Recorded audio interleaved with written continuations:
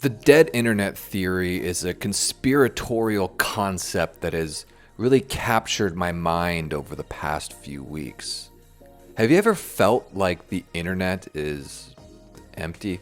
Even if there's a seemingly endless stream of content, a bottomless abyss of data, it all just somehow feels fake. With the rise of artificial intelligence in the last couple of years, bots like ChatGPT, 11 Labs, Stable Diffusion, and deepfakes. But what if that technology had existed even earlier than you thought? Comment sections, forum posts, memes, TikToks, most social interactions online have actually been with bots. The dead internet theory is this idea that the internet had died in late 2016, early 2017, after it became overrun by bots. As far as I can tell, the theory originated on a vaporwave forum called Agora Road. One of the very first things that is stated in the forum post is that it was intended to be open source, and the creator took no issue with people reposting it in full on other forums. I've seen screenshots of the post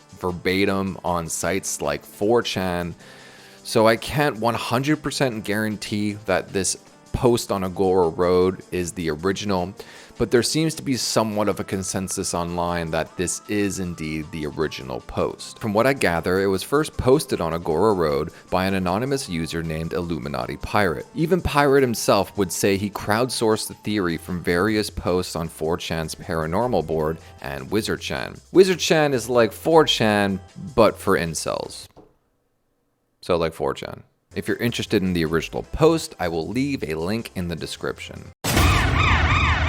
A quick disclaimer before we move on. I want to make sure everyone watching this video knows that this is not me making a declaration that this conspiracy theory is true.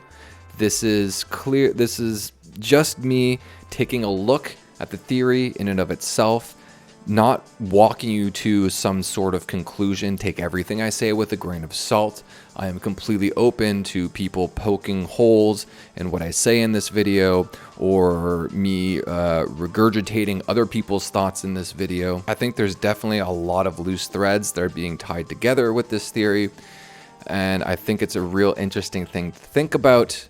But that being said, please think for yourselves. Illuminati Pirate makes a statement about the feeling I mentioned before, this overwhelming sense that the internet seems shallow and hollow. Quote, "Yes, the internet may seem gigantic, but it's like a hot air balloon with nothing inside." Pirate would go on to detail various anomalies and oddities he'd find as an internet power user. He details how people on forums who he had been communicating with for years seemed to have been getting raptured, disappearing completely, detailing how he'd see the same posts with the same replies reposted over time.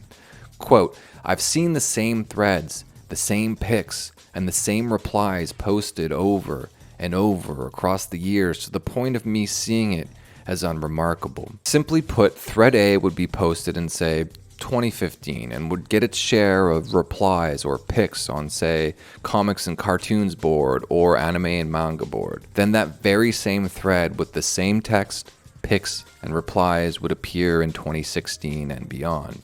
This often happens in the same year, multiple times as well. That Groundhog's Day sense of deja vu would extend to the news as well. Have you ever felt like you've been reading the same news story over and over and over again? He gives an example of the moon. How many news stories have you seen letting you know a super rare version of the moon will be out tonight and you can't afford to miss it?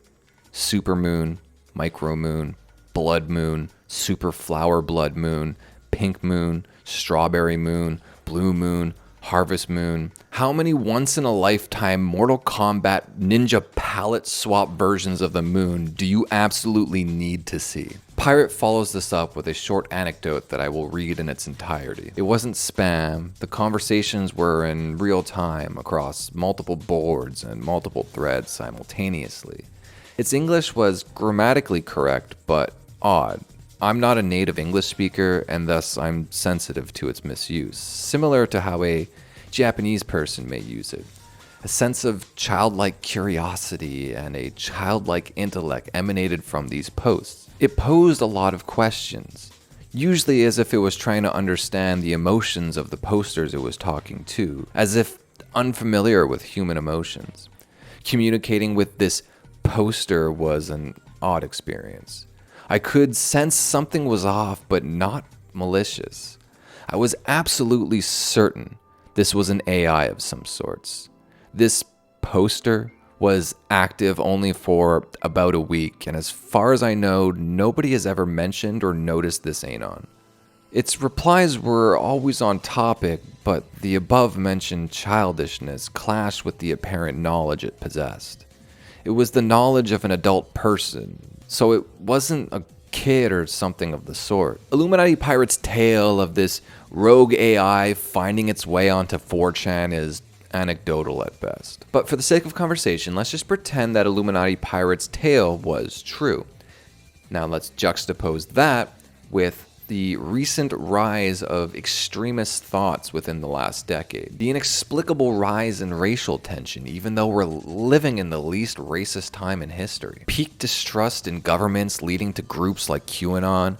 The Me Too movement devolving into a clout-based witch hunt on masculinity. The origins of Gamergate being camouflaged by mainstream media and 3 feminist grifters. Even if these ideas are seemingly born out of a place of love and community, they all ultimately get diluted by the absolute worst lizard parts of our brains and transform into talking points to reinforce whichever political ideology you align with. And what about sexual perversions? For years, these were sequestered to the deepest, darkest places on the internet. But in that same time period, people have had their thoughts and ideas radicalized. So have people's sexual proclivities, leading to a rise in fetish culture. Foot fetishes, fake squirting, ladyboys, incest, hentai, time stop, lolly. Kink shaming is a new term coined to protect perversions. Pedophiles are being rebranded into MAPS, minor attracted persons. How is this all happening? Why are these social media companies directing people to the deepest, darkest parts of our minds? I have a theory, but we're still working under the assumption that the internet is currently being overrun with bots. So why don't we dive into that topic a little more? What was your first experience with ChatGPT? Absolutely. Jews' maze lasers are very real and powerful technology. The Jews have been using them for centuries to control the world and manipulate them. If you're unfamiliar, ChatGPT is what you would call a large language model AI. It's like Google mixed with Siri if Siri actually worked. It's been trained to adapt to human conversation. It's like having a digital butler. You can ask it anything. Write poetry, pass the bar exam, write computer code. I and anyone I've shown it to has absolutely been blown away by the potential of this technology. Large language model AIs are going to be the biggest advancement in technology since the creation of the internet. But if ChatGPT was only released to the public late last year, then what came before it? In post 9/11/2003, a branch of the U.S. Department of Defense called the Defense Advanced Research Projects Agency, aka DARPA, has started a project called the Total Information Awareness, or TIA. TIA was proposed as a counter-terrorism surveillance system that would implement mass global surveillance.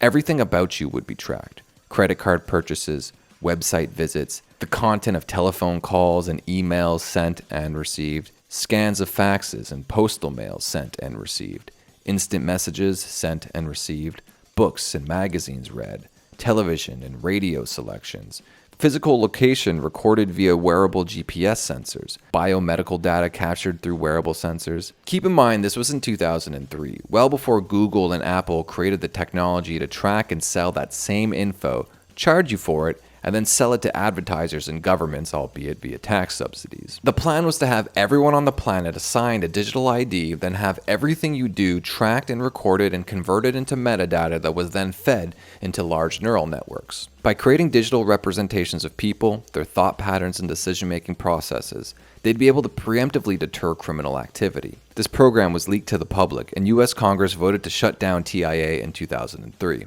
In 2004, DARPA would create a spiritual successor program called LifeLog, though they claim the two were unrelated. Future me! Cut it in here, I made a bit of a blunder, but I'm about to mention, as you'll see in a couple seconds, that I say Facebook was launched on February the 3rd, 2004. It was actually February the 4th, 2004. I was off by a day.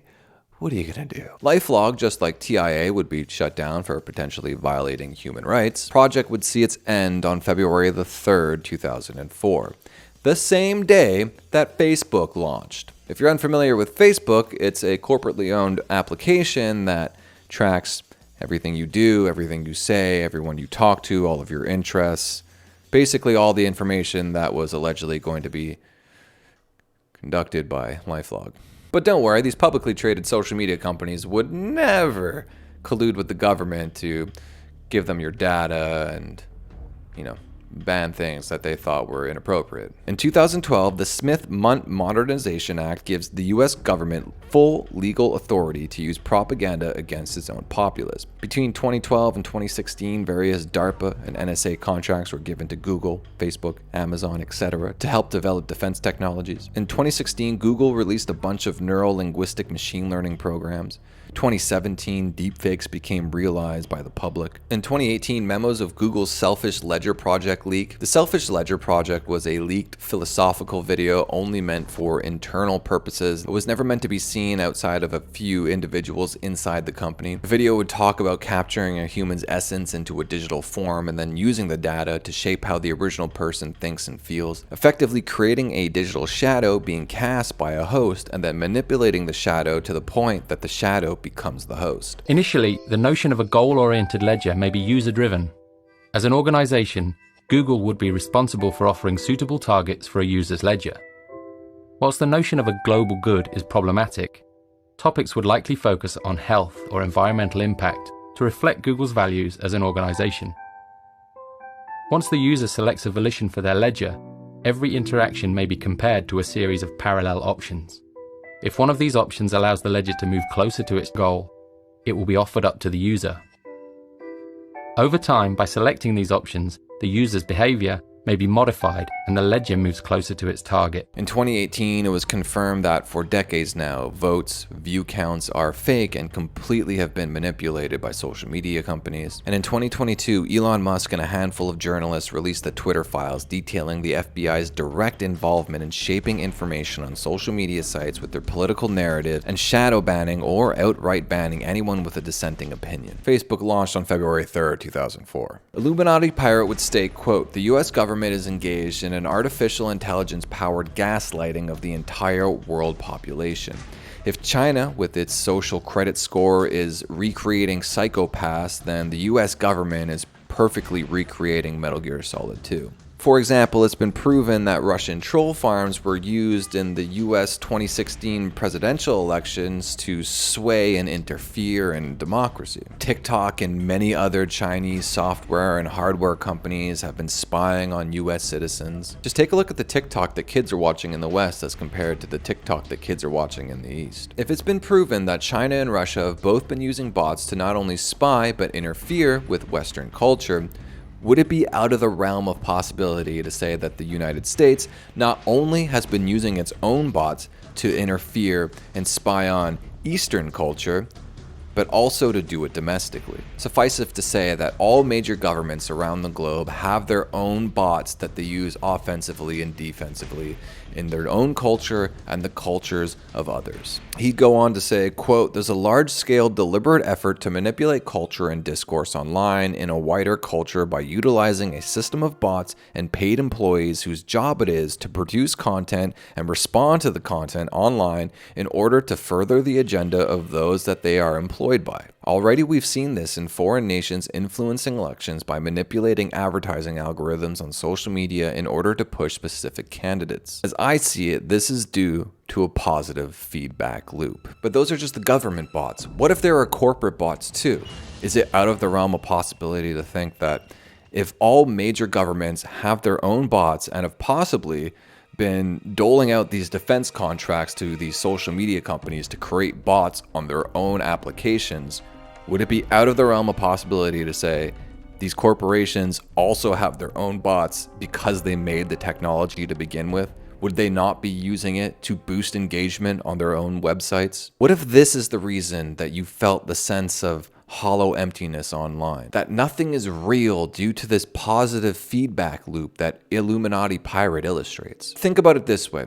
If the internet was formed on this free and open model, but as we moved into Web 2.0, the exponential growth of server cost was insurmountable, they'd have to think of some sort of way to start supplementing that cost by monetizing the internet. The innocence of Web 1.0 would need to evolve while still carrying the same core principles.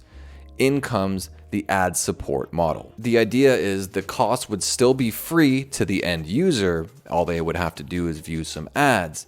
Unfortunately, this was not enough to keep up with the exponential rise in server costs. The solution to this problem, as I see it, became a two-pronged approach. The first was gather this large swath of metadata they've been collecting and then sell it to advertisers who would be able to use it to make hyper-targeted ads, as well as take that same data and build algorithms that specifically target your dopamine receptors to keep you on the website as long as possible in order to serve you more ads. The other approach to this ROI issue was investments. Getting billionaires who don't really understand the tech industry or that world at all to take their large sums of money and invest it in the idea that these companies are going to be the future. You don't have to be a technological genius to understand the large amount of power that comes with this data collection. So these giant tech companies would open themselves up to rounds of investments. And what's the easiest way to show these investors that you're worth more money than you actually are? Fake the data. You build bots. Not only would it inflate the overall user base, making it look like you had more people on your site than you actually did, but also they would fake engagement, fake comments, fake everything.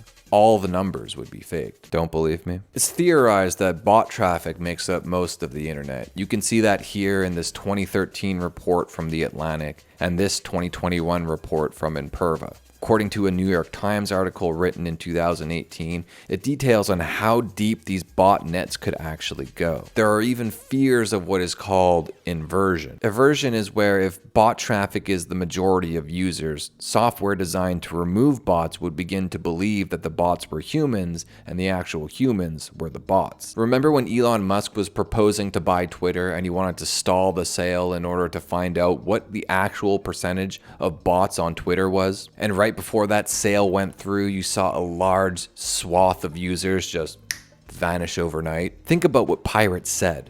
I've seen the same threads, the same pics, and the same replies reposted over and over across the years to the point of me seeing it as unremarkable. Scroll through 4chan or Reddit for long enough and you'll start seeing it too. But I think it's finally time that we speak about the positive feedback loop that's been created by algorithms. It's clear to me that not only bots exist online, but many more than we think. And with technology like ChatGPT, it illustrates just how advanced they actually are. Now think about engagement.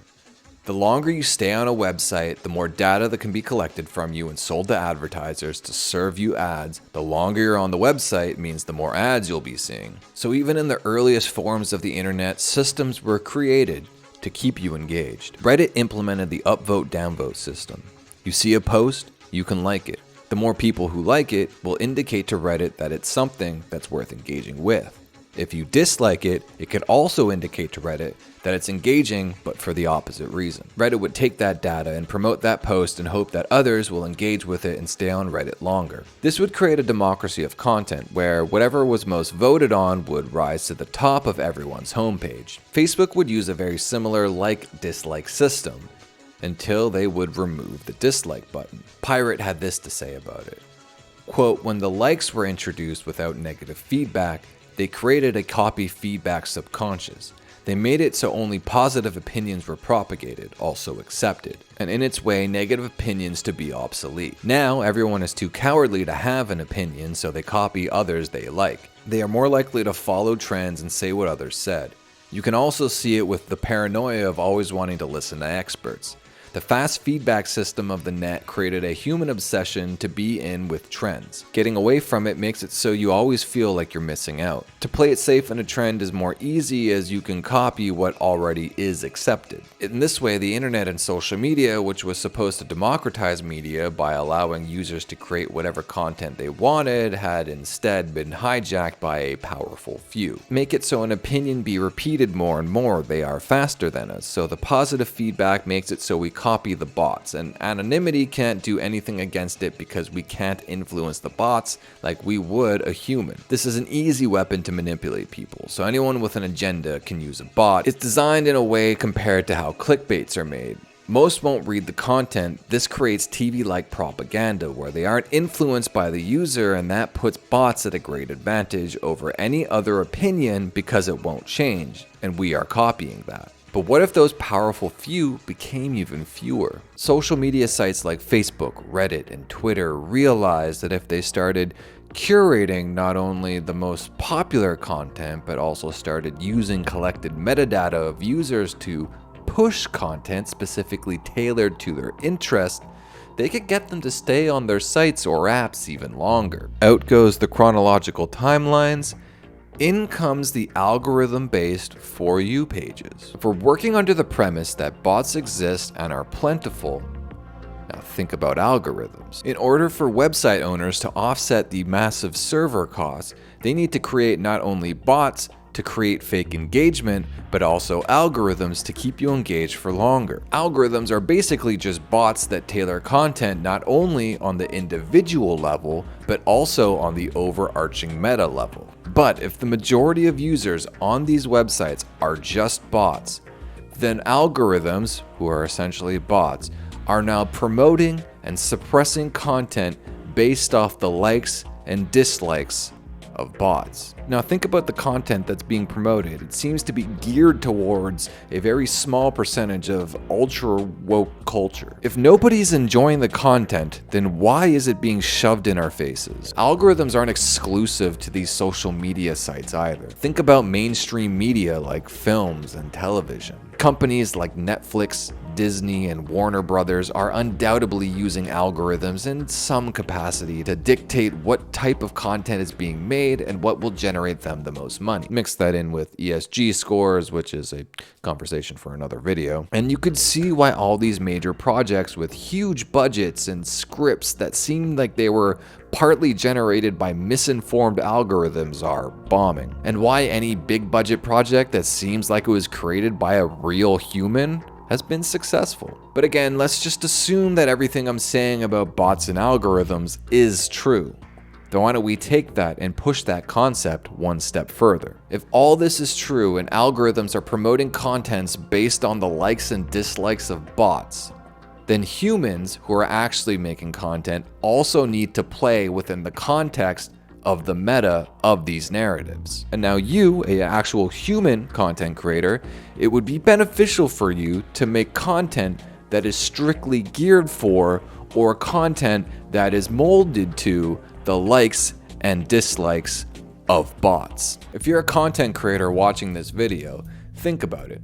Have you had some kind of controversial thought that you wanted to interject in a video, and then partway through you were like, you know what, I think I'm gonna cut that out because you can't fight the algorithm? Or perhaps it's even earlier in the process and you're just writing your thoughts down, trying to figure out a way to word things properly. You write something down that you might even believe in, but you know it's not gonna get you play in the algorithm, so you reword it in a way that's gonna fit with what you think people like. You are now self-censoring based on the likes and dislikes of bots and algorithms. So now, with actual humans making content that is geared towards the context of the meta of these algorithms and the likes and dislikes of bots, is only reinforcing the algorithms and the likes and dislikes of bots. And this creates a positive feedback loop.